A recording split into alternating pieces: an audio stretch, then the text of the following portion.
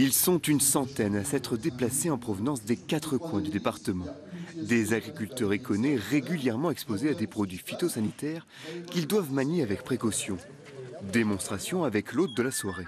Là, c'est des produits fluorescents, mais parce que pour avoir le traceur, dans le pulvérisateur qui est en quelque sorte la préparation d'une bouillie avant d'aller réaliser un traitement dans une parcelle. Ça a permis de voir qu'on avait vite fait d'avoir des risques d'éclaboussure et qu'il fallait faire très attention lorsqu'on remplissait ses produits. Pulvériser permet d'assurer un rendement conséquent à condition de ne pas manquer sa cible. D'où l'intérêt d'organiser cette projection nocturne qui est une première dans l'Yonne. L'agriculteur, quand il pulvérise, il ne voit pas ce qu'il fait. Donc l'idée, c'est de révéler un petit peu les pratiques. Et donc la fluorescéine, elle va nous aider dans ce sens. On va voir exactement ce qui sort de la rampe, on va voir la forme des jets, on va voir le spectre de gouttelettes, et après on pourra regarder au sol, sur la cible, ce qui se dépose. Contre le risque chimique, il faut revêtir des équipements de protection.